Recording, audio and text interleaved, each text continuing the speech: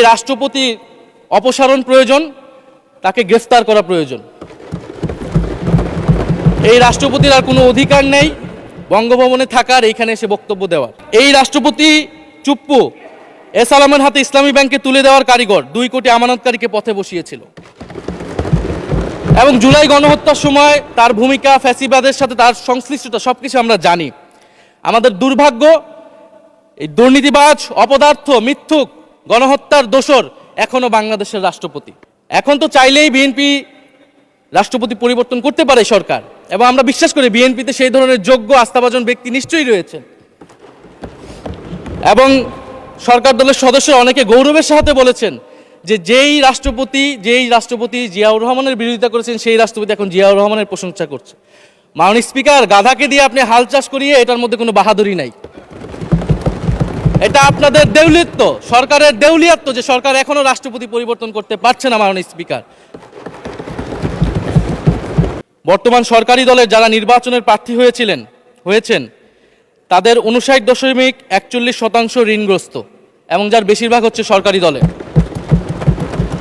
সংসদ সদস্যদের 11,000 কোটি টাকার বেশি ঋণ রয়েছে, যার অধিকাংশই সরকারি দলের।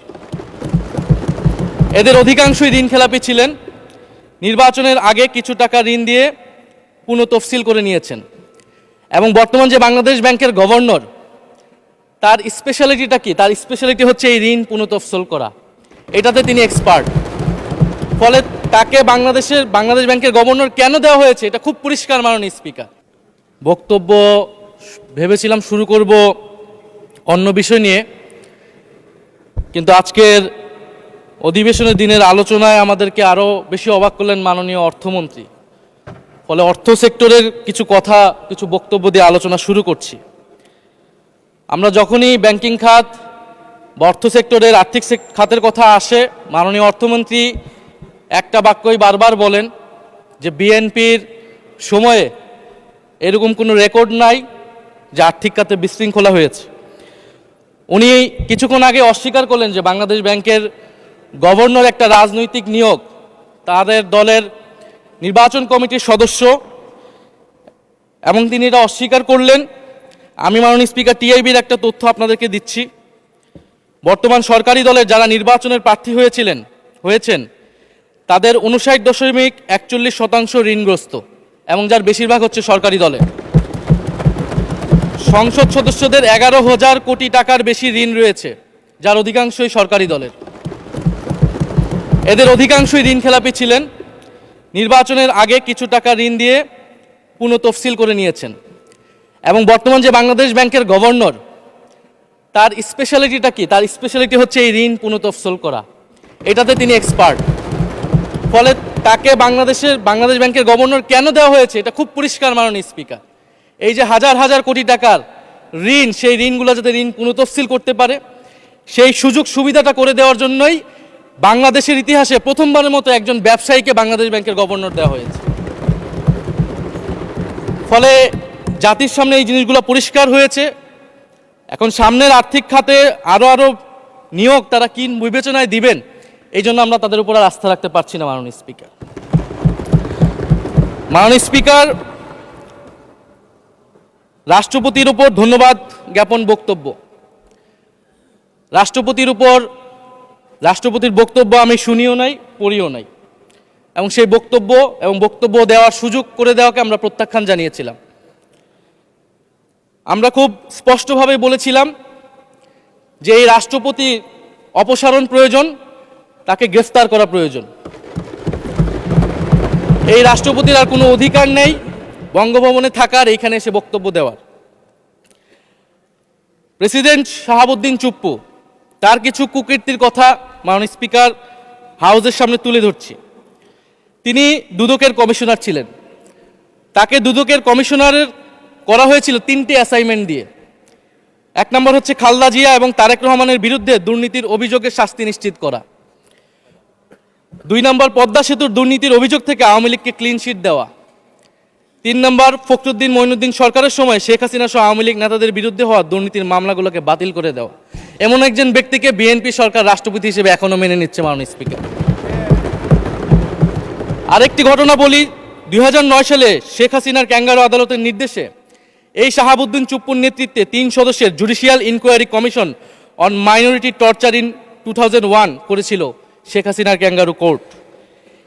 এই প্রতিবেদন অনুসারে বিএনপির 26,000 বিএনপির নেতাকর্মীকে 2001 সালে ক্ষমতায় এসে কয়েক হাজার হিন্দুকে তারা হত্যা করেছে, এজন্য দায়ী করা হয়েছিল মাননীয় স্পিকার। এবং আওয়ামী লীগ এই রিপোর্ট দেশে বিদেশে এই রিপোর্ট ফেরি করে তারা নিজেদের এখানে ক্ষমতায় থাকাটাকে পাকাপোক্ত করেছিল। মাননীয় স্পিকার, এই রাষ্ট্রপতি চুপ্পু এস আলমের হাতে ইসলামী ব্যাংকে তুলে দেওয়ার কারিগর 2 কোটি আমানতকারীকে পথে বসিয়েছিল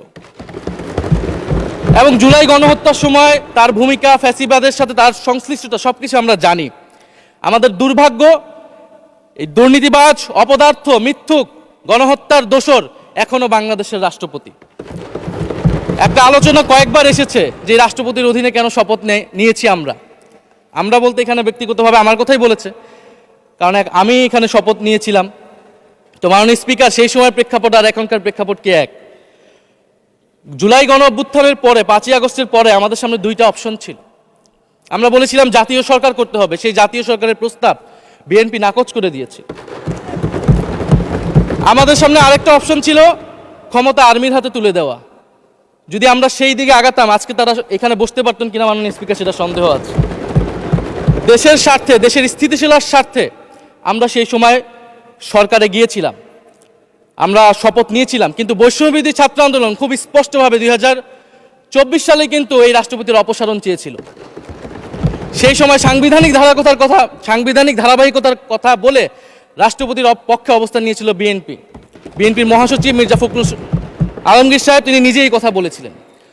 ফলে এখন তো একটা নির্বাচিত সরকার মাননীয় স্পিকার, এখন তো চাইলেই বিএনপি রাষ্ট্রপতি পরিবর্তন করতে পারে সরকার, এবং আমরা বিশ্বাস করি বিএনপিতে সেই ধরনের যোগ্য আস্থাভাজন ব্যক্তি নিশ্চয়ই রয়েছে। এবং সরকার দলের সদস্যরা অনেকে গৌরবের সাথে বলেছেন যে যেই রাষ্ট্রপতি জিয়াউর রহমানের বিরোধিতা করেছেন, সেই রাষ্ট্রপতি এখন জিয়াউর রহমানের প্রশংসা করছে। মাননীয় স্পিকার, গাধাকে দিয়ে আপনি হাল চাষ করিয়ে এটার মধ্যে কোনো বাহাদুরি নাই।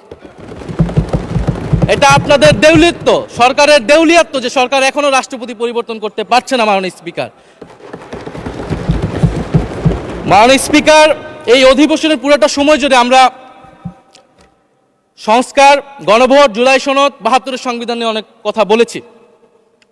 এবং একটা বিষয় আমার কাছে খুবই অদ্ভুত লেগেছে, কিছু মাননীয় সংসদ সদস্য তারা 72-এর সংবিধানকে 71-এর সাথে মিলিয়েছেন। মাননীয় স্পিকার, আমার জানা নেই আসলে তারা কোন বিবেচনা থেকে এটি মিলিয়েছেন। এটা তো সবসময় আওয়ামী লীগ মিলিয়েছে মাননীয় স্পিকার। তারা 72-এর সংবিধানকে 71-এর ফসল হিসেবে 71-এর চেতনার সাথে মিলিয়েছে। 72-এর মূলনীতিকে 71-এর মূলনীতি বলে 71-এর আদর্শ হিসেবে প্রচার করেছেন। আমরা তো সেটার বিরোধিতা করেছি মাননীয় স্পিকার সবসময়, এবং বিএনপির বহু নেতা এটার বিরোধিতা করেছে মাননীয় স্পিকার। 72-এর সংবিধানের ক্রিটিসিজম, সমালোচনা 72 সাল থেকেই বাংলাদেশে শুরু হয়েছিল। গত 16 বছর এই সমালোচনা তৈরি হয়েছিল। 72-এর সংবিধানের সমালোচনা মোটা দাগে 3টি। প্রথমত, এই সংবিধান স্বাধীন বাংলাদেশের নির্বাচিত প্রতিনিধিরা প্রণয়ন করে নাই। আমি সরকারি দলের মাননীয় সংসদ সদস্য ব্যারিস্টার নওশাদ জমির সাহেবের সাথে, ওনার সাথে আমি সহমত পোষণ করে বলতে চাই, একটা স্বাধীন দেশের শাসনতন্ত্র রচনা করার অধিকার, সুযোগ সেই দেশের নির্বাচিত প্রতিনিধিদের হওয়া উচিত। 72-এর সংবিধান রচনা করেছিল যারা 70-এর নির্বাচনে আইয়ুব খানের এলএফের অধীনে যারা নির্বাচিত হয়েছিল পাকিস্তানের শাসনতন্ত্র রচনা করার জন্য মাননীয় স্পিকার। দ্বিতীয়ত, এই 72-এর সংবিধান ইনহেরেন্টলি এটা একটা আনডেমোক্রেটিক কনস্টিটিউশন। একজন ব্যক্তির হাতে সকল ক্ষমতা অর্পণ করা হয়েছিল মাননীয় স্পিকার। সেই সময় শেখ মুজিবকে সামনে রেখে এই সংবিধান তৈরি করা হয়েছিল। একজন ব্যক্তির হাতে সংসদের ক্ষমতা, নির্বাহী বিভাগের ক্ষমতা, এমনকি বিচার বিভাগের ক্ষমতাও নানা কায়দা করে তার হাতে তুলে দেওয়া হয়েছিল মাননীয় স্পিকার। ফলে স্বৈরতন্ত্রের বীজ কিন্তু সেই 72-এর সংবিধান থেকে বাংলাদেশে শুরু হয়েছিল। এবং সবচেয়ে ইম্পর্টেন্ট, এই সংবিধান হচ্ছে মুজিববাদী আদর্শ দ্বারা রচিত হয়েছিল মাননীয় স্পিকার। 71-এর আদর্শ কিন্তু 4 নীতি ছিল না মাননীয় স্পিকার। 71-এর আদর্শ ছিল সাম্য, মানবিক মর্যাদা, সামাজিক ন্যায় বিচার। 72-এর সংবিধান এসে বলা হলো জাতীয়তাবাদ, বাঙালি জাতীয়তাবাদ, ধর্মনিরপেক্ষত্ব, গণতন্ত্র এবং সমাজতন্ত্র, এবং এটার বিরুদ্ধে বিদ্রোহ করেছিলেন মেজর জিয়াউর রহমান। মাননীয় স্পিকার, আজকে বিএনপি তার ফান্ডামেন্টাল জায়গা থেকে সরে যাচ্ছে। মাননীয় স্পিকার, শুধু জামাত ইসলাম ৭২-এর বিরোধিতা করেছে বলে কি বিএনপি এখন আওয়ামী লীগের পজিশনে চলে গিয়েছে?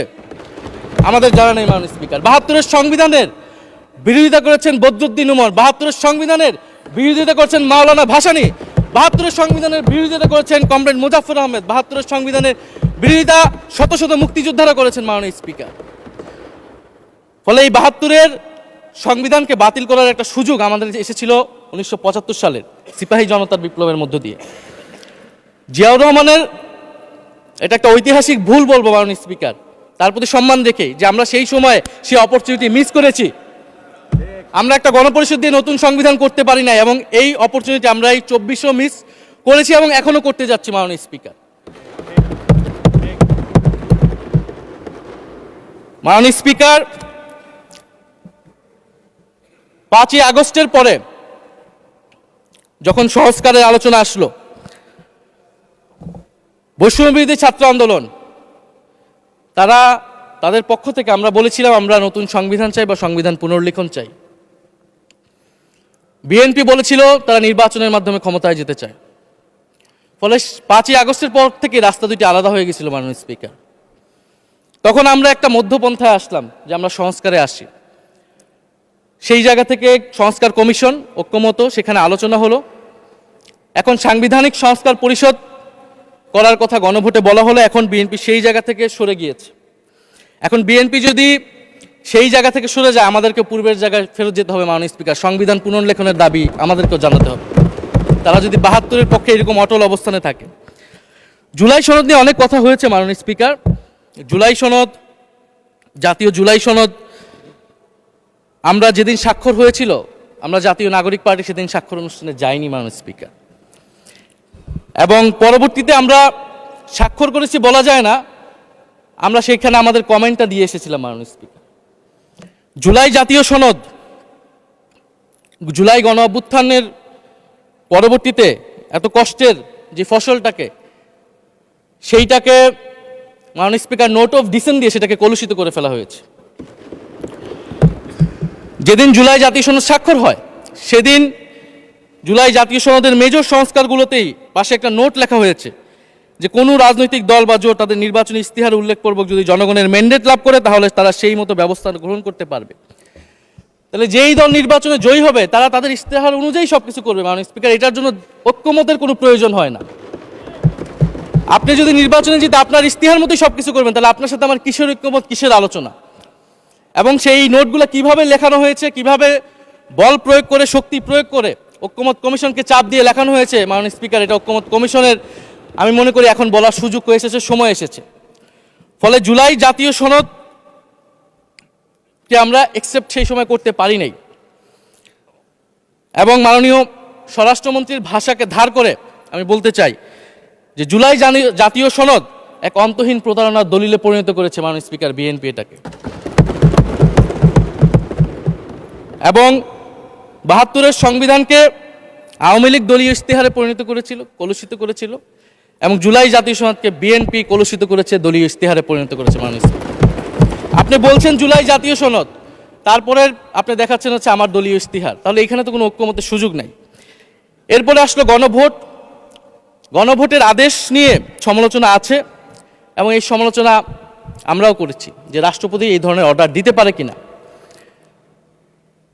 কিন্তু গণভোটটাকে সবাই মেনে একটা কনসেনসাসের ভিত্তিতেই তো আমরা এই গণভোটে সবাই মিলে অংশগ্রহণ করলাম। মাননীয় স্পিকার, বিএনপি এবং তৎকালীন বিএনপির বর্তমান মাননীয় প্রধানমন্ত্রী এবং চেয়ারপারসন তিনি নিজেও সংস্কারের পক্ষে, হ্যাঁ পক্ষে ভোটে প্রচারণা করেছেন। ফলে আপনাদের ইলেকশনের আগে এটা পরিষ্কার করা প্রয়োজন ছিল যে এই গণভোট আপনারা মানেন না, এই গণভোটে হ্যাঁ বা না জিতুক এটার সাথে আপনাদের কোনো সম্পর্ক নাই। ওনারা কিন্তু মাননীয় স্পিকার সেটা করেননি। ফলে জুলাই গণভোট এটা রাজনৈতিক সিদ্ধান্ত এবং গণরায়। মাননীয় স্বরাষ্ট্রমন্ত্রী তিনি নিজেই সেই সময় বলেছেন যে গণরায় হচ্ছে সার্বভৌম ক্ষমতা, জনগণের রায় আসলে সেটা সকলেই মেনে নিতে বাধ্য হবে, এমনকি যদি সেটার বিরুদ্ধেও কেউ বিজয়ী হয় তারাও সেটা মেনে নিতে বাধ্য হবে। ফলে আমরা মনে করি যে এই গণভোট অনুসারে যে সাংবিধানিক সংস্কার পরিষদ অতি দ্রুত সময়ের মধ্যে সাংবিধানিক সংস্কার পরিষদ গঠন করা উচিত, এর সুরাহা করা উচিত, আমরা তো মাননীয় স্পিকার অনেক দূর সরে এসেছি, নতুন সংবিধানের জায়গা থেকে সরে আসতে আসতে আমরা কোথায় আসলাম? আমরা খুবই সামান্য কিছু দাবি এখানে এসেছে, জুলাই জাতীয় সনদ বা গণভোট যেটাই বলেন না কেন, যে একটা উচ্চকক্ষ হবে ভোটের অনুপাতে, তত্ত্বাবধায়ক সরকার হবে। এই তত্ত্বাবধায়ক সরকার নিয়েই তো এত ঝামেলা, গত 16 বছরের এত আন্দোলন। কিভাবে নিয়োগ হবে, এই নিয়োগটা আমাদেরকে জানতে হবে মাননীয় স্পিকার। নির্বাচন কমিশনার এবং সাংবিধানিক প্রতিষ্ঠানগুলোতে কিভাবে নিয়োগ হবে, একটা নির্দলীয় এবং গ্রহণযোগ্য নিয়োগ আমরা কিভাবে করতে পারি, যেটা দেশকে বিভাজিত করবে না, বিরোধী দলের অধিকার ক্ষুণ্ণ করবে না, এবং সবচেয়ে গুরুত্বপূর্ণ বিচার বিভাগ পৃথকীকরণ। মাননীয় স্পিকার, এগুলা আমরা 5ই আগস্টের পরে আসমান থেকে বলি না, এগুলা গত 16 বছর আলোচনা হয়েছে। বিএনপির 31 দফায় আলোচনা ছিল, আরও অনেক রাজনৈতিক দলের আলোচনাতে, সংস্কারের আলোচনা থেকে আমরা মাননীয় স্পিকার ধার করেছিলাম। হ্যাঁ, বিচার বিভাগ এই মুহূর্তে পৃথকীকরণ বা বিচার বিভাগের স্বাধীনতা নিয়ে কনসার্ন আছে, কারণ আওয়ামী লীগের নিয়োগকৃত অনেক বিচারক মাননীয় স্পিকার এখনো রয়ে গেছে বিচারালয়ে, যারা এই জামিনগুলো করিয়েছে ফ্যাসিস্টদের। কিন্তু সেটার একটা সুরাহা আপনারা করেন, আমরা সহযোগিতা করব, কিন্তু তারপরে তো বিচার বিভাগের স্বাধীনতা মাননীয় স্পিকার নিশ্চিত করতে হবে। গুম এবং মানবাধিকার অধ্যাদেশ বাতিল করলেন, আপনারা বলছেন ভালো আইন নিয়ে আসবেন। তো ভালো আইন যতক্ষণ পর্যন্ত আনতে পারছে না, ততক্ষণ পর্যন্ত মাননীয় স্পিকার আপনাদের সমালোচনাটা সহ্য করতে হবে। আপনারা ভালো আইন নিয়ে আসুন এবং অতি দ্রুত সময়ের মধ্যে নিয়ে আসুন, আমরা দেখি। মাননীয় স্পিকার, এই সংসদে, এই অধিবেশনে আরেকটি বিষয় বারবার এসেছে, সেটা হচ্ছে মুক্তিযুদ্ধ এবং জুলাই গণ অভ্যুত্থান। মুক্তিযুদ্ধকে মাননীয় স্পিকার আমরা শ্রদ্ধা করি। আমরা মনে করি এই প্রজন্ম যারা জুলাই গণ অভ্যুত্থানে অংশগ্রহণ করেছি, জুলাই গণ অভ্যুত্থানের মধ্য দিয়ে মুক্তিযুদ্ধের নতুন রূপ তৈরি হয়েছে, মুক্তিযুদ্ধের নবায়ন হয়েছে। মাননীয় স্পিকার, ফলে মুক্তিযুদ্ধের সাথে জুলাই গণ অভ্যুত্থানের কোনো সাংঘর্ষিক অবস্থান নেই। আমরা বারবার বলেছি, মুক্তিযুদ্ধ, জুলাই গণ অভ্যুত্থান হচ্ছে মুক্তিযুদ্ধেরই আরেকটি ধারাবাহিকতা। মুক্তিযুদ্ধে আমরা সাম্য মানবিক মর্যাদার কথা বলেছি, জুলাই গণ অভ্যুত্থানে আমরা বৈষম্য বিরোধী গণতান্ত্রিক বাংলাদেশের কথা বলেছি। মাননীয় স্পিকার, কোথায় পার্থক্য, কোথায় আলাদা, এবং কোন ঘটনা বড় কোন ঘটনা ছোট, এটা অহৈতুক তর্ক। মাননীয় স্পিকার, আমরা কেউ বলি নাই যে জুলাই গণ অভ্যুত্থান মুক্তিযুদ্ধের থেকে বড়, বা জুলাই গণ অভ্যুত্থান 90-এর থেকে বড় বা 90-এর থেকে ছোট। জুলাই গণ অভ্যুত্থান এক বিশেষ ঘটনা বাংলাদেশের ইতিহাসে, মুক্তিযুদ্ধ এক বিশেষ ঘটনা, মুক্তিযুদ্ধ বাংলাদেশের ফাউন্ডেশন। মাননীয় স্পিকার, এটার ব্যাপারে আমরা আনকম্প্রোমাইজেবল, এটা নিয়ে কোনো বিতর্কের কোনো সুযোগ নাই। তবে এই কথাটা ওনারাই বারবার বলে মুক্তিযুদ্ধকেও ছোট করতেছেন, জুলাই গণ অভ্যুত্থানকেও ছোট করতেছেন। আরেকটি বিষয় মাননীয় স্পিকার, মুক্তিযুদ্ধর কথা যখন এসেছে, আমরা যে সাম্প্রতিক সময়ে জাতীয় মুক্তিযোদ্ধা কাউন্সিল জামুক আইন সংশোধন করা হলো, অধ্যাদেশ পাশ করা হলো, সেখানে কিন্তু একটা গুরুত্বপূর্ণ সংশোধনী এসেছে। মুক্তিযোদ্ধাদের সংজ্ঞা থেকে মুজিব বাহিনীকে বাদ দেওয়া হয়েছে মাননীয় স্পিকার। এবং আপনারা জানেন যে এই মুজিব বাহিনী, সেটাকে সংযুক্তির মাধ্যমে হাজার হাজার ছাত্রলীগের নেতাকর্মীকে মুক্তিযোদ্ধা সার্টিফিকেট দেওয়া হয়েছিল। মাননীয় স্পিকার, মুজিব বাহিনীর রোল কি ছিল, এটা আপনারা এখানে যারা অভিজ্ঞ মাননীয় স্পিকার, অনেক মুক্তিযোদ্ধা আছেন, তারা ভালো করেই জানেন। মুজিব বাহিনী তৈরি হয়েছিল অন্তর্ঘাত তৈরি করার জন্য। তারা অস্ত্র হাতে দেশে পাকিস্তান বাহিনীর বিরুদ্ধে যুদ্ধ করে নাই, তারা দেশে ঢুকে মুক্তিযুদ্ধের আওয়ামী লীগ বারে অন্য যেই পক্ষগুলো রয়েছে তাদেরকে হত্যা করেছিল। মাননীয় স্পিকার, ফলে মুজিব বাহিনী কিন্তু কোনো মুক্তিযোদ্ধা না বর্তমান আইন অনুসারে। কিন্তু এখানে অনেক মুজিব বাহিনীর কিছু লোক আছেন, তারা নিজেদেরকে মুক্তিযোদ্ধা হিসেবে বারবার জাহির করছে। ফলে আমাদেরকে এই ফারাকটাও করতে হবে মাননীয় স্পিকার। এবং মুক্তিযুদ্ধের পক্ষ বিপক্ষের রাজনীতি গত 50 বছর ধরে হয়েছে, আমরা এই সমাধান এখনো কেন করতে পারিনি মাননীয় স্পিকার? এর দায়ভার কে নেবে? বিএনপি কি নেবে না, যারা 29 বছর জামাতের সাথে রাজনীতি করেছে? একটা কথা তো এখন সবাই বলে, সাথে থাকলে সঙ্গী, না থাকলে জঙ্গি। ফলে এটার দায়িত্ব ছিল তো ওনাদের, এই রিকনসিলিয়েশন তৈরি করা, এই প্রশ্নের সুরাহা করা। জুলাই গণ অভ্যুত্থানের পরে, স্বাধীনতার 54-55 বছর পরে জাতীয় সংসদে মুক্তিযুদ্ধের পক্ষ আর বিপক্ষ বলে ভাগ থাকবে, এটা তো মাননীয় স্পিকার আমরা প্রত্যাশা করি না, এটা এই প্রজন্ম প্রত্যাশা করে না। আমি মাননীয় স্বরাষ্ট্রমন্ত্রীর সাথে একমত পোষণ করি যে ইতিহাসের এই বিতর্ক আমাদেরকে সমাধান করতে হবে, একপাশে রেখে সামনের দিকে এগিয়ে যেতে হবে, এবং এটা সব পক্ষকে এটার জন্য দায়িত্বশীল ভূমিকা পালন করতে হবে। মুক্তিযুদ্ধ যেমন কোনো দেশের ষড়যন্ত্র না, আবার মুক্তিযুদ্ধের নাম করে এদেশে যে লুটপাট ফ্যাসিবাদ কায়েম হয়েছে, সেটাও আমাদের ভুলা যাবে না। মাননীয় স্পিকার, মাননীয় স্পিকার, জুলাই গণ অভ্যুত্থান সকলের অংশগ্রহণে হয়েছিল, এটা আমরা বারবার বলেছি। তবে বিএনপির বিভিন্ন সদস্য তারা তাদের আলোচনায় বারবার বলার চেষ্টা করে যে আমরা ছিলাম না, আমরা তো এভাবে ছিলাম। এটা তো প্রমাণ করার প্রয়োজন নাই মাননীয় স্পিকার। এটা কেন এত হীনমন্যতা আমাদের এটা বুঝে আসে না। বিএনপি তো অবশ্যই জুলাই গণঅভ্যুত্থানে ছিল, আমাদের সাথেই ছিল। এবং সেই সময়ের একটা উক্তি বিএনপির মহাসচিব মির্জা ফখরুল ইসলাম আলমগীর উনি বলেছিলেন যে এই আন্দোলনের সাথে আমাদের সম্পর্ক নাই, এটা ছাত্রদের আন্দোলন। তার ওই বক্তব্য সঠিক ছিল মাননীয় স্পিকার। উনার ওই সময়ে কৌশলগত অবস্থান এটাই সঠিক ছিল। উনি ওই সময় এই বক্তব্যই প্রয়োজন ছিল। এটা তো আমাদের কোনো দ্বিমত নাই। মাননীয় স্পিকার, আমাকে ডিজিএফআই, ডিবি, এসবি, বাংলাদেশের হেন কোনো গোয়েন্দা সংস্থা নাই যারা আমাকে ইন্টারগেশন করেছে, টর্চার করেছে এবং একটা কথা বারবার বলানোর চেষ্টা করেছিল যে এই আন্দোলন বিএনপি জামাতের আন্দোলন, যারা আগুন লাগিয়েছে তারা বিএনপি জামাতের সন্ত্রাসী। এটা একবার তোমরা শুধু বলো। ডিবি অফিসে শেষ পর্যন্ত আমরা বাধ্য হয়েছি আন্দোলন স্থগিতের ঘোষণা দিতে, কিন্তু কখনো এই কথাটা মাননীয় স্পিকার আমরা বলিনি। ফ্যাসিবাদ বিরোধী রাজনৈতিক দলের নেতাকর্মীকে আমরা আন্দোলনের সময় থেকে এখন পর্যন্ত কখনো আমরা অস্বীকার করিনি। কিন্তু একটা জায়গা আমরা ফারাক করতে চাই যে এই গণ অভ্যুত্থান কোনো দলীয় আন্দোলন নয়। 90-এর গণ অভ্যুত্থান, 69-এর গণ অভ্যুত্থান থেকে এই গণ অভ্যুত্থানের পার্থক্য রয়েছে মাননীয় স্পিকার। এই গণ অভ্যুত্থানে ফ্যাসিবাদ বিরোধী রাজনৈতিক দলের নেতাকর্মীরা নেতৃত্বে নয়, সামনে পিছনে ছিল মাননীয় স্পিকার। সামনে সাধারণ জনগণ ছিল, ছাত্ররা ছিল। ফলে সেই হিসেবেই এই গণ অভ্যুত্থানকে স্বীকৃতি দেওয়া উচিত। এখন যদি বলা হয় যে অমুকের নেতৃত্বে এই গণ অভ্যুত্থান হয়েছে, আমাদের লোকেরা এই গণ অভ্যুত্থান করেছে, এটা মাননীয় স্পিকার এই গণ অভ্যুত্থানের সাথে যারা সাধারণ মানুষ নেমেছিল, যারা শহীদ হয়েছে তাদের সাথে মাননীয় স্পিকার বিশ্বাসঘাতকতা করা হবে। ফলে জুলাই গণ অভ্যুত্থানের সকলের অংশগ্রহণ ছিল। হ্যাঁ, আমাদের অনেক মতপার্থক্য। জুলাই গণ অভ্যুত্থানের পরে আমাদের রাস্তা আলাদা হয়ে গেছে আমরা মনে করি রাজনৈতিকভাবে, কিন্তু গণ অভ্যুত্থান আমরা একসাথেই করেছিলাম মাননীয় স্পিকার। এবং আমি দুইটা কোটেশন বলতে চাই মাননীয় স্পিকার। 7ই আগস্টে নয়াপল্টনের সমাবেশে জনাব তারেক রহমান ভার্চুয়ালি যুক্ত হয়ে বলেন 1971 ছিল স্বাধীনতা অর্জনের আন্দোলন, আর 2024-এর আন্দোলন হলো সেই স্বাধীনতা ও সার্বভৌমত্ব রক্ষার আন্দোলন। এই আন্দোলনে অংশ নেওয়া প্রতিটি ছাত্র জনতা আজ থেকে নতুন দিনের মুক্তিযোদ্ধা। মাননীয় স্পিকার, মুক্তিযুদ্ধের সাথে আমরা তুলনা করছি এই জায়গা থেকে, কারণ আমাদের কাছে এটা প্রায় যুদ্ধসম একটা পরিস্থিতি ছিল। 6 আগস্ট বঙ্গভবনে আলোচনা শেষে ব্রিফিংয়ে মির্জা ফখরুল ইসলাম আলমগীর বলেন, ছাত্র জনতা বুকের রক্ত দিয়ে আমাদের নতুন এক সকাল উপহার দিয়েছে। বাংলাদেশ আজ দ্বিতীয়বার স্বাধীন হলো। এই স্বাধীনতা আমাদের রক্ত দিয়ে রক্ষা করতে হবে মাননীয় স্পিকার। আমরাও বলি রক্ত দিয়ে রক্ষা করতে হবে। মাননীয় স্পিকার, আমাকে একটু সময় বাড়িয়ে দিবেন। আমি যে সময়টা পেয়েছি এটা বিরোধী দলের কোটা থেকে, আমি আশা করব সরকারি দলের কোটা থেকে আমি আরো 10 মিনিট পাবো মাননীয় স্পিকার। মাননীয় চিফ হুইপ এবং সংসদ নেতা নিশ্চয়ই এটাতে সম্মতি দিবেন। মাননীয় স্পিকার, আমরা ভারত এবং পররাষ্ট্রনীতি নিয়ে কিছু কথা বলতে চাই।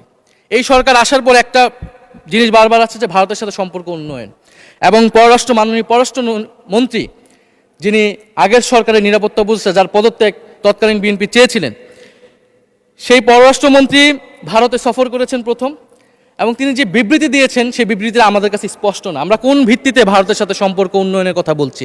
যেই ভিত্তিতে আওয়ামী লীগ উন্নয়নের কথা বলেছিল সেই ভিত্তিতে? ভারত বাংলাদেশকে 1971 সালের পর থেকে করদ রাজ্য পরিণত করার জন্য হেন চেষ্টা নেই যে করে নাই মাননীয় স্পিকার। সীমান্তে হত্যাকাণ্ড এখনো হচ্ছে, আমরা নদীর পানি হিস্সা পাচ্ছি না, এবং নতুন করে যেটা হচ্ছে যে বর্ডারে বাংলাদেশি বলে বিভিন্ন মানুষকে পুশ ইন করা হচ্ছে। 2025 সালে 2 মাসে 4000 মানুষকে বাংলাদেশে পুশ ইন করেছে ভারত, ইন্ডিয়ান এক্সপ্রেস অনুযায়ী। মাননীয় স্পিকার, এক ভয়ঙ্কর সংকট সামনের দিনে আমাদের দিকে কিন্তু আসতে যাচ্ছে। এবারে পশ্চিমবঙ্গের ইলেকশন হলো মাননীয় স্পিকার। নির্বাচনের কয়েকদিন আগে ভোটার তালিকা থেকে অন্তত 30 লক্ষ জীবিত ভোটারকে বাদ দেওয়া হয়েছে। এদের অধিকাংশ হচ্ছে মুসলিম এবং মতুয়া সম্প্রদায় মাননীয় স্পিকার। এবং এনআরসি সিএ তারা করেছে, বাংলাভাষী মুসলমানদেরকে তারা বাংলাদেশি বলে বিতাড়িত করছে এবং বাংলাদেশে পুশ ইন করার চেষ্টা করছে। এবং আমাদের যে ভারতের সাথে আগের সংকট রয়েছে, এবং গত 16 বছর যে ফ্যাসিজম ছিল সেটাকে আঞ্চলিক এবং আন্তর্জাতিকভাবে আওয়ামী লীগকে স্পষ্টভাবে সমর্থন দিয়েছিল ভারত। এবং এখনও জুলাইয়ের গণহত্যাকারী খুনি শেখ হাসিনা, ওসমান হাদির হত্যাকারীরা সবাই ভারত তাদেরকে আশ্রয় দিয়েছে। ফলে ভারতের সাথে এই বিষয়গুলো নিয়ে আমাদের সরকার কি কথা বলেছে এটা মাননীয় স্পিকার আমরা জানতে চাই। ভারতের সাথে সম্পর্ক আমরা উন্নয়ন করতে চাই, ভারত আমাদের প্রতিবেশী দেশ, কিন্তু মর্যাদার ভিত্তিতে, সাম্যের ভিত্তিতে এই সম্পর্ক হতে হবে মাননীয় স্পিকার। ভারত শুধু আওয়ামী লীগের সাথে সম্পর্ক তৈরি করে এই দেশকে নিয়ন্ত্রণ করার চেষ্টা করছে, সেই দিনকে সে কবর রচনা করতে হবে মাননীয় স্পিকার। ফলে এটা আমরা বুঝতে পারতেছি না ভারত বিএনপির সাথে বা বর্তমান সরকারের সাথে তার সম্পর্কের ভিত্তিটা কি, এবং বর্তমান সরকার আমার এই কথাগুলো যেগুলো আমি বললাম সেগুলো নিয়ে ভারতের সাথে কথা বলেছে কিনা মাননীয় স্পিকার। মাননীয় স্পিকার, দুর্নীতি নিয়ে অনেক কথা হয়, আমি ঋণ খেলাপির পরিসংখ্যানগুলো দিলাম, এবং নির্বাচনের বিধান অনুযায়ী ঋণ খেলাপিকে নির্বাচনে প্রার্থী হতে পারবে না, কিন্তু আমরা দেখলাম নির্বাচনের আগে কিছু টাকা পরিশোধ করে ঋণ পুনঃতফসিল করে তারা সংসদ সদস্যরা সংসদ সদস্য বেশি আসলেন মাননীয় স্পিকার। মাননীয় স্পিকার, আমি কিছু সংখ্যা বলছি। 1700 কোটি টাকা, 765 কোটি টাকা, 679 কোটি টাকা, 621 কোটি টাকা, 201 কোটি টাকা, 182 কোটি টাকা, 97 কোটি টাকা। মাননীয় স্পিকার, এগুলো আমাদের সংসদ সদস্য যারা তাদের ঋণ রয়েছে মাননীয় স্পিকার। এবার আমি নাম বললাম না, কিন্তু পরের সেশনে কিন্তু মাননীয় স্পিকার আমি নাম ধরেই কথা বলবো, এগুলো ফ্যাক্ট, এবং এখনো দুইজন আসতে পারে নাই এই কারণে। এখন দুর্নীতির বিরুদ্ধে তো যুদ্ধ ঘোষণা হয়েছে, এখন এই ঋণগুলো কবে বাংলাদেশের জনগণ ফেরত পাবে, বাংলাদেশের ব্যাংক ফেরত পাবে মাননীয় স্পিকার, এটা আমরা জানতে চাই। মাননীয় স্পিকার, যদি সময় একটু বাড়িয়ে দেন। হ্যাঁ, মাননীয় সদস্য, আপনি আবেদন জানিয়েছিলেন, এর মধ্যে ট্রেজারি বেঞ্চের যে চিফ হুইপ আছেন, মাননীয় চিফ হুইপ, উনি আমাকে জানিয়েছেন ওনার সময় 20 মিনিট বরাদ্দ ছিল, সেখান থেকে 5 মিনিট উনি কর্তন করে আপনাকে দিয়েছেন, তো আপনি 5 মিনিটের মধ্যে দয়া করে শেষ করবেন। থ্যাংক মাননীয় ইউ স্পিকার, আর মাননীয় প্রধানমন্ত্রীর থেকে আরো 5 মিনিট আমি রিকোয়েস্ট করছি মাননীয় স্পিকার, আর যদি 5 মিনিটে শেষ করতে পারে আমি শেষ করে দিব, কোনো সমস্যা নেই মাননীয় স্পিকার। ফলে আমরা দুর্নীতির কথা বলা হচ্ছে, 16 বছরে আওয়ামী লীগের যে দুর্নীতি, সেই দুর্নীতি থেকেও বড় হয়ে গেছে অন্তর্বর্তী সরকারের সময়ে ছাত্র সমন্বয়করা কি দুর্নীতি করেছে মাননীয় স্পিকার। ছাত্র সমন্বয়করা খুবই খারাপ, তারা মন্ত্রণালয়ে ঘুরেছে, দুর্নীতি করেছে, কিংস পার্টি করেছে। তো মাননীয় স্পিকার, গত আওয়ামী লীগের আমলে 16 বছরের দুর্নীতির বিচার ওনারা কিভাবে করবেন সেইটা মাননীয় স্পিকার ওনাদের বলা উচিত জনগণের সামনে। এবং আরও ভালো হয় যদি 2001 থেকে 6 সাল পর্যন্ত মাননীয় স্পিকার যে দুর্নীতির অভিযোগগুলো এসেছিল সেটারও একটা স্বচ্ছ তদন্ত মাননীয় স্পিকারের বর্তমান সরকার করে। দুর্নীতি কেউ না কেউ তো করেছে, কারা করেছে তাদের নাম বাংলাদেশের জনগণের সামনে উন্মুক্ত করা হোক, কারণ সেটার জন্যই তাদেরকে ভোগান্তি পোহাতে হয়েছে 1/11 ষড়যন্ত্রের মাধ্যমে। বর্তমান প্রধানমন্ত্রী, তাকেও কিন্তু দুর্নীতির মিথ্যা অভিযোগ দিয়ে মাননীয় স্পিকার তার বিরুদ্ধে মামলা করা হয়েছিল। মাননীয় স্পিকার, মাননীয় স্বরাষ্ট্রমন্ত্রীর দৃষ্টি আকর্ষণ করছে, একটু আইন শৃঙ্খলা নিয়ে কথা বলি। 2 মাসে বিএনপির হাতে খুন হয়েছে 31 জন, ধর্ষণের ঘটনা ঘটেছে 14টি, বিএনপির চাঁদাবাজির খবর এসেছে 83টি, হামলার ঘটনা এসেছে 154টি। এর একটিতে সরকার কার্যকর কোনো ব্যবস্থা গ্রহণ করেনি। মাননীয় স্পিকার, শাহবাগ থানার সামনে ঢাকা বিশ্ববিদ্যালয়ের সাংবাদিক সমিতির কয়েকজন সদস্যকে বেধড়ক মারধর করেছে ছাত্রদলের নেতাকর্মীরা, এবং এটার এখনো কোনো মামলা নেয়নি। মাননীয় স্বরাষ্ট্রমন্ত্রী যদি জানান এই মামলাটা কেন নেওয়া হচ্ছে না। থানার ভিতর প্রবেশ করে ওসির রুমে ডাকসুর 2 জন নির্বাচিত প্রতিনিধিদের উপর হামলা করা হয়েছে। মাননীয় স্পিকার, ঢাকা বিশ্ববিদ্যালয়ের সাংবাদিক সমিতি, মাননীয় স্পিকার আপনি জানেন আপনি ঢাকা বিশ্ববিদ্যালয়ের ছাত্র, মহসিন হলের, আমিও মহসিন হলের ছাত্র। মাননীয় স্পিকার, ঢাকা বিশ্ববিদ্যালয়ের সাংবাদিক সমিতির একটা বড় ভূমিকা আছে বাংলাদেশের গণতান্ত্রিক আন্দোলনগুলোতে, আমাদের বিশ্ববিদ্যালয়ের গণতান্ত্রিক আন্দোলনগুলোতে। মাননীয় স্পিকার, মাজার হামলা নিয়ে কিছু কথা বলতে চাই। এই সরকারের আমলে আমরা দেখলাম যে কুষ্টিয়ায় মাজারে হামলা করে একজনকে হত্যা করা হয়েছে। মাননীয় স্পিকার, আমরা নিন্দা এবং প্রতিবাদ জানাই। আমরা কোনো ধর্মীয় বিতর্কে ঢুকবো না, সেটা নিয়ে আমাদের আলেম ওলামাগণ ব্যাখ্যা করবেন, কিন্তু আমরা রুল অফ ল নিয়ে কথা বলতে চাই। মাননীয় স্পিকার, এই ধরনের ঘটনা কোনোভাবেই গ্রহণযোগ্য হতে পারে না, এবং অন্তর্বর্তী সরকারের সময় এই ধরনের ঘটনা অনেক ঘটেছে, আমরা তারও নিন্দা জানাই, এবং সকল ঘটনার তদন্ত এবং বিচার হওয়া উচিত মাননীয় স্পিকার এই সময়ের মধ্যে। মাননীয় স্পিকার, জঙ্গিবাদ নিয়ে নতুন করে কথা আসছে, সরকারের প্রতি অনুরোধ থাকবে আপনারা একটু সমন্বয় করে বক্তব্য দিন। স্বরাষ্ট্রমন্ত্রী বলছেন জঙ্গিবাদ নেই, আবার মাননীয় প্রধানমন্ত্রীর উপদেষ্টা বলছেন জঙ্গিবাদ আছে, জঙ্গি আছে। তো ওনাদের বক্তব্যটা পরিষ্কার হলে আমরাও এই বিষয়ে আমাদের অবস্থান বা বক্তব্যটা পরিষ্কার করতে পারবো। তবে একটা জিনিস, যে জঙ্গিবাদের বিরুদ্ধে আমাদের জিরো টলারেন্স মাননীয় স্পিকার, এটা বাংলাদেশের সিকিউরিটি প্রশ্ন, এবং এটা সরকার এককভাবে ডিল করতে পারবে না, এটা জাতীয় ঐক্য লাগবে, এবং সরকারকে আমরা সর্বাত্মকভাবে সহযোগিতা করবে বিষয়ে। তবে বিগত আমলের মতো এবং ওয়ার অ্যান্ড টেররের প্রজেক্ট হিসেবে যাতে বাংলাদেশে কোনো জঙ্গিবাদের নাটক না হয় মাননীয় স্পিকার, এটাও আমাদের মাথায় রাখতে হবে।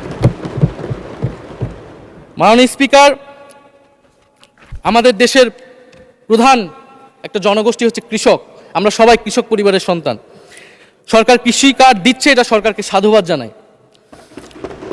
তবে সরকার গত বছরের যে দামে কৃষক থেকে ধান এবং চাল কিনেছে, এই বছর ঠিক একই দামে কৃষক থেকে ধান কিনছে। এটার ফলে কৃষকদের কিন্তু মাননীয় স্পিকার লোকসান হচ্ছে। ডিজেলের দাম বৃদ্ধি হয়েছে, সেচ খরচ, সার, বীজ, শ্রমিক মজুরি সব মিলিয়ে মাননীয় স্পিকার বোরো মৌসুমে ধানের উৎপাদন খরচ উল্লেখযোগ্যভাবে বেড়েছে। একদিকে কৃষি কার্ড দিবেন, আরেকদিকে ধানের ন্যায্য মূল্য আপনারা কৃষককে দিবেন না, এটা মাননীয় স্পিকার কোনো সমাধান বলে আমরা মনে করি না। মাননীয় স্পিকার, আমরা জুলাই গণহত্যার বিচার নিয়ে মাননীয় আইনমন্ত্রীকে এখন পর্যন্ত কোনো ব্রিফিং মাননীয় সংসদে করতে শুনি নাই, হয়তো আমার মিস হয়ে যেতে পারে। আমরা আশা করব উনি প্রতি অধিবেশনে সংসদে এবং সংসদের বাইরে আমাদের ট্রাইব্যুনালের চিফ প্রসিকিউটর আছেন, মাননীয় আইনমন্ত্রীর থেকেও আমরা জুলাই গণহত্যার বিচার প্রক্রিয়া কতটুকু আগাচ্ছে, কিভাবে আগাচ্ছে, এটা নিয়ে আমরা স্বচ্ছ বক্তব্য ওনাদের কাছ থেকে, সরকারের কাছ থেকে মাননীয় স্পিকার আশা করি। আমরা আশা করি মাননীয় স্পিকার, যে জুলাই যারা শহীদ হয়েছিলেন, শহীদ পরিবারদের যে সকল সুযোগ সুবিধা দেওয়া হয়েছিল অন্তর্বর্তী সরকার থেকে, সেই সব কিছু অব্যাহত থাকবে এবং বর্তমান সরকার সেটা আরও বৃদ্ধি করবে মাননীয় স্পিকার, শহীদ পরিবার এবং আহত যোদ্ধাদের জন্য। মাননীয় স্পিকার, আর 2 মিনিট যদি বৃদ্ধি করতেন আমি শেষ করে দিব। 2 মিনিট। জি, 2 মিনিট বৃদ্ধি করা হলো। মাননীয় স্পিকার, আমরা এই জুলাই গণ অভ্যুত্থানে এই প্রজন্ম কর্মসংস্থানের বড় একটা দাবি নিয়ে কিন্তু মাননীয় স্পিকার চাকরির আন্দোলন থেকে আন্দোলনটা শুরু হয়েছিল। ফলে আমরা আশা করব এই সরকারের সময় কর্মসংস্থানের সুরাহা হবে এবং সেটার জন্য আর্থিক খাতে দুর্নীতি বন্ধ করতে হবে, বিনিয়োগ আনতে হবে এবং চাকরিতে স্বজনপ্রীতি, দুর্নীতি এগুলো একদম বন্ধ করতে হবে মাননীয় স্পিকার, সরকারি চাকরিতে বিশেষত। মাননীয় স্পিকার, একটা বিষয় যে সরকার এখন বলে দিচ্ছে যে বিরোধী দল কিভাবে কথা বলবে, কিভাবে বিরোধিতা করবে এবং বিরোধী দলের পতনও হয়ে যাবে, এরকম কথা মাননীয় স্পিকার সংসদে আমাদের শুনতে হচ্ছে। তো বিরোধী দল তো মাননীয় স্পিকার সরকারের প্রেসক্রিপশন অনুযায়ী বিরোধিতা করবে না, সরকারের শিখিয়ে দেওয়ার প্রয়োজন নাই কিভাবে কথা বলবে, কিভাবে বিরোধিতা করবে। বিরোধী দল বিরোধিতা করবে, সমালোচনা করবে, জনগণ এটা ঠিক করবে বিরোধী দলকে কতটুকু সমর্থন দিবে কি দিবে না। এবং বিরোধী দলের রাজনীতি মাননীয় স্পিকার বিএনপি করেছে, আমরা দেখেছি, তখন ছোট ছিলাম। মাননীয় স্পিকার, আমি যখন ইন্টারমিডিয়েটে পড়ি, খালেদা জিয়া তখন গ্রেফতার হন এবং তার পরের দিন আমার বাবা রাজনৈতিক মামলায় গ্রেফতার হন। আমার মা আমাকে নিয়ে থানায়, কোর্টে এবং কারাগারে আমি আমার মায়ের সাথে ঘুরেছি মাননীয় স্পিকার। আমি জানি আমার এই অভিজ্ঞতা বাংলাদেশের লাখ লাখ মানুষের, ফ্যাসিবাদ বিরোধী আন্দোলন, রাজনৈতিক কর্মী যারা রয়েছে তাদের সকলের একই অভিজ্ঞতা মাননীয় স্পিকার। মাননীয় স্পিকার, সেই অভিজ্ঞতা থেকেই বিশ্ববিদ্যালয়ে যখন এসেছি প্রথম, মনে হয়েছে যে এই প্রজন্ম হিসেবে আমাদের একটা দায়বদ্ধতা আছে। আমার সামনে একজন স্বৈরাচার, একজন স্বৈর শাসক থাকবে, বাংলাদেশের একজন ছাত্র হিসেবে আমি এটা মেনে নিতে পারিনি মাননীয় স্পিকার প্রথম বর্ষ থেকে। সেই জায়গা থেকে কাজ করেছি জুলাই গণ অভ্যুত্থানে। মাননীয় স্পিকার, আমি আমার এলাকা নিয়ে শুধু শেষ করব, সবাই যেহেতু এলাকা নিয়ে কথা বলে প্রথম আসলে, আমি মাননীয় প্রধানমন্ত্রীর প্রতিবেশী, ঢাকা 17-এর প্রতিবেশী হচ্ছে ঢাকা 11 মাননীয় স্পিকার। সংসদে সরকার দল এবং বিরোধী দলের যেই পরিমাণ বৈষম্য, ঢাকা 17 এবং ঢাকা 11-এর একই পরিমাণ মাননীয় স্পিকার বৈষম্য। ফলে উনি যাতে এই বৈষম্য দূর করেন এবং ঢাকা 11-র জন্য যদি মাননীয় সদস্য 2 মিনিট চেয়েছিলেন, শেষ হয়ে গেছে। আর 2 মিনিট দেওয়া হলো, 2 মিনিটের মধ্যে শেষ করে ফেলেন প্লিজ। স্পিকার, ধন্যবাদ আপনাকে। ফলে এই বৈষম্য উনি সংসদেও দূর করবেন, সংসদেও দূর হবে এবং আমার এলাকাও সেই উন্নয়ন কার্যক্রম হবে। ঢাকা 11 এই গণ অভ্যুত্থানের অন্যতম হট স্পট ছিল রামপুরা, বাড্ডা, ভাটারা এলাকা মাননীয় স্পিকার, যেখানে অনেক প্রাইভেট বিশ্ববিদ্যালয়, মাদ্রাসা, তারা সকলে এসে কিন্তু ফ্যাসিস্টদেরকে প্রতিহত করেছিল এবং এই অত্র এলাকার নানান সমস্যা। তো সরকারের জায়গা থেকে আমি আশা করব, আমি হয়তো অনেক সমালোচনা করতে পারি, অনেক ভুল ত্রুটি থাকতে পারে, যেহেতু নতুন এসেছি কথা বলছি, তো সেই জায়গা থেকে যাতে আমার এলাকার প্রতি কোনো বিরূপ মনোভাব না থাকে, কোনো বৈষম্য যাতে না হয় মাননীয় স্পিকার। আপাতত ওনারা ওইখানকার যিনি পরাজিত প্রার্থী, তাদেরকে দিয়েই বিভিন্ন উন্নয়ন কার্যক্রম করছে প্রশাসক, এই সিটি কর্পোরেশনের প্রশাসক। তা আমার ক্রেডিটের দরকার নাই, কিন্তু উন্নয়ন হলেই মাননীয় স্পিকার চলবে। মাননীয় স্পিকার, আমি সর্বশেষ বলতে চাই, এই প্রথম অধিবেশনে বিশ্ববিদ্যালয় জীবনে ঢাকা বিশ্ববিদ্যালয়ের অনেক স্বপ্ন নিয়ে গিয়েছিলাম। প্রথম মাসে মাননীয় স্পিকার হতাশ হয়েছিলাম, যখন দেখেছি হলের সিস্টেম, যখন দেখেছি বিশ্ববিদ্যালয়ের সিস্টেম, এবং এই সংসদে মাননীয় স্পিকার প্রথম অধিবেশনে আমি অনেক হতাশ হয়েছি। সংসদ সরকারি দলের সদস্যরা যেভাবে স্তুতি করেছে, যেভাবে সংবিধান সংস্কার পরিষদকে বাতিল করে দেওয়া হয়েছে, যেভাবে গণভোটকে অস্বীকার করেছে, মাননীয় স্পিকার আমি আশা করব আমাদের এই হতাশা অতি দ্রুতই শেষ হবে এবং আমরা যেই কমিটমেন্ট জনগণের কাছে করেছি সেই সকল প্রতিশ্রুতি আমরা রক্ষা করে সামনের দিকে এগিয়ে যেতে পারবো। মাননীয় স্পিকার আপনাকে ধন্যবাদ, এই হাউসের সকলকে ধন্যবাদ। মাননীয় স্পিকার।